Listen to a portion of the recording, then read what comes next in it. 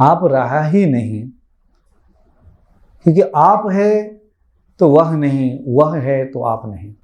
जब वह है तो दूसरे की बात से आप प्रभावित नहीं हो सकते। वह कैसे होगा? तू है तो वह नहीं, वह है तो तू नहीं। फिर अनहद नाद भी छूट जाना पड़ेगा, इससे परे चला जाना पड़ेगा।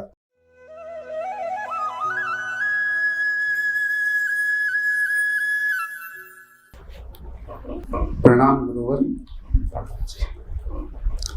एक प्रश्न है जो लगभग सबके मन में रहता है। आत्म साक्षात्कार की प्रक्रिया में कुंडलिनी जागरण जरूरी होती है। तो कुंडलिनी जागरण जब होता है तब अलग अलग अनुभव सबको होता है, वो प्योरिफिकेशन के लिए। और आपका कथन भी है कि चाहे लाख अनुभूति हो जाए,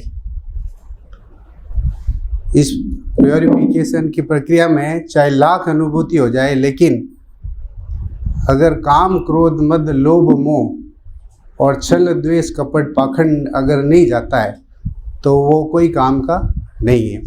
तो इससे मेरा प्रश्न उठ रहा है कि जब ये प्योरिफिकेशन होती है, अनंत नाद सुनाई देता है वगैरह वगैरह, जो भी अनुभूति होती, तो इससे ये सभी दोष छूट जाते हैं, या इसके समानार्थ हमें दूसरे प्रयास, सजगता, होश में रहना, वो करना पड़ता है, या केवल बस ये प्योरिफिकेशन हो रहा है, इसके साथ अपना आप ही काम क्रोध मद लोभ मोह जो भी हमारे अंदर त्रुटियाँ वो अपना आप चली जाएगी, या इसके समानार्थ हमें प्रयास करना पड़ेगा सजगता का, होशपूर्ण रहने का? बैठिए। ये शुरू से ही मैं कहते आया हूँ कि कुंडलिनी जागरण ही सब कुछ समाधान नहीं है। हो सकता है आपका जागृत होकर यहाँ पर आया, अभी यहाँ से यहाँ की यात्रा बाकी है, अभी यात्रा बाकी है। तो कुंडलिनी जागरण के बाद Kundalini shakti guides you step by step towards the self realization. Self realization का मतलब आत्म साक्षात्कार। अब जागरण के बाद आपको गुरु के मार्गदर्शन में ध्यान, सजगता, खान पान सब कुछ मेंटेन करके रखना पड़ेगा, कई वर्षों वर्षों तक। कभी कभार हजारों में किसी का अचानक से सब कुछ खुल गया, आत्मा स्थिति, स्थित प्रज्ञ की स्थिति आ गई, बुरा अच्छा अब लगता नहीं है उसको, भेदभाव से परे चला गया, धर्म अधर्म से परे चला गया, ऊंच नीच से परे चला गया, छोटा बड़ा से परे चला गया, अमीरी गरीबी से परे चला गया, सुख दुख से परे चला गया।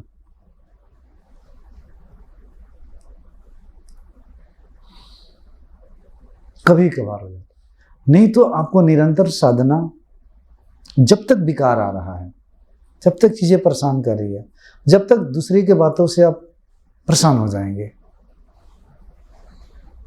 परिवार में तो बहुत अच्छा है, एक दूसरे पे टूट पड़ते हैं, तो परिवार वाले आपको साक्षात्कार दिलाते रहेंगे कि तुम कहाँ हो, अभी भी बाकी है।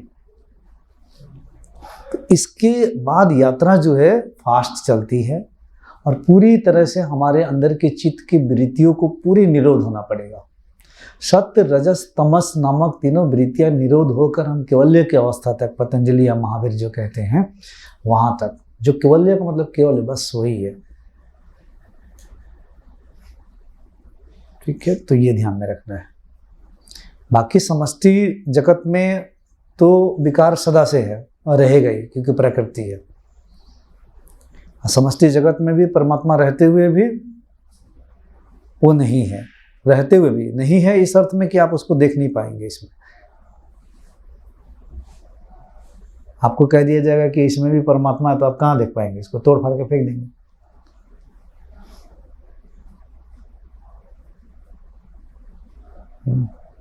तो ध्यान रखना है इस बात को। तो आपने आपको साधना में झोंकना पड़ेगा, अग्नि में झोंकना पड़ेगा, गुरु के मार्गदर्शन में चलना पड़ेगा निरंतर, जब तक आप परम शून्य ना हो जाए। आत्म स्थिति उसी को कहता हूँ, पूरी तरह से दृष्टा ना उतर जाए, पूरी तरह से। किसी की बात, कोई भी चीज कुछ आपको डिस्टर्ब ना कर पाए, कोई हिला ना पाए, क्योंकि आप जब तक अंदर रहेंगे तो दूसरे के बातों से आप प्रभावित हो जाएंगे। आप रहा ही नहीं, क्योंकि आप है तो वह नहीं, वह है तो आप नहीं। जब वह है तो दूसरे की बात से आप प्रभावित नहीं हो सकते। वह कैसे होगा? तू है तो वह नहीं, वह है तो तू नहीं। फिर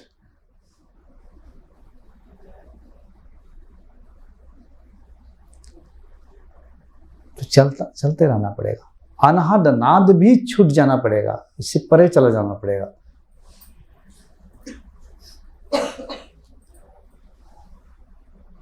महेंद्र जी, शॉर्टकट में यही बात है।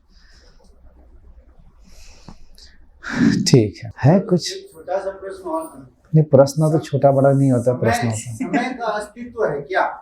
क्योंकि जब हम निर्विकल्प समाधि में होते हैं उस समय समय का बोध नहीं रहता है, तो ये माया है या समय का? अच्छा,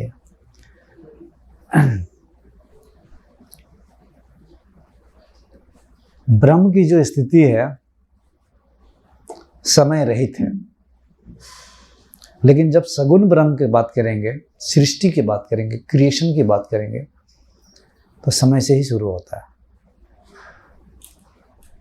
लेकिन एक गुरु के लिए समय का बोध नहीं होता है। मुझे आज तक समय का बोध नहीं होता है। मुझे याद दिलाना पड़ेगा, आप 5 घंटा से बोल रहे हैं, हाँ 5 घंटा हो गया, समय कितना? आज तक समय का बोध नहीं हुआ। जब से यह घटना घटी, समय का ही बोध नहीं हुआ।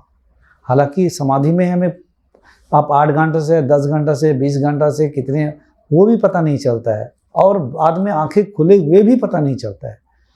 घड़ी नहीं देंगे तो पता नहीं चलेगा कितना समय हो गया। आपको कोई चाहिए, सूर्य अच्छा इधर से इधर चला गया, इधर, यहाँ महसूस नहीं होता है समय, कंप्लीटली टाइमलेस।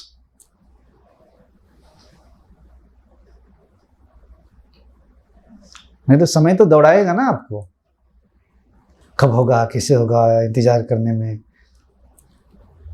अब गए कहीं, ट्रेन में चढ़ना है, 2 घंटा वेट करना, बैठ गए, 2 घंटा कब कहाँ कैसे बीता वो पता नहीं चलता है। मैं कभी कभी आंख बंद करके बैठता हूँ, जल्दी बैठता भी नहीं तो पता नहीं, कभी गंगा किनारे 3 घंटा बैठे ही रह जाऊंगा, इधर शिविर सब बैठे रह जाएंगे, थोड़े से बैठ भी गए तो नहीं उठो, पता नहीं चलेगा ना 2 घंटा कैसे निकल गया। तो समय का बोध होता नहीं है। सृष्टि में समय है, ब्रह्म समय से परे, समय रहित है। वहां सब शून्य है, तो समय कहां से आ गया? ठीक है, जहां समय है वहां भाव आएगा। वो भाव रहित अवस्था है, राग द्वेष रहित अवस्था है। जिसमें राग है, जिसमें विकार है, वहां समय है।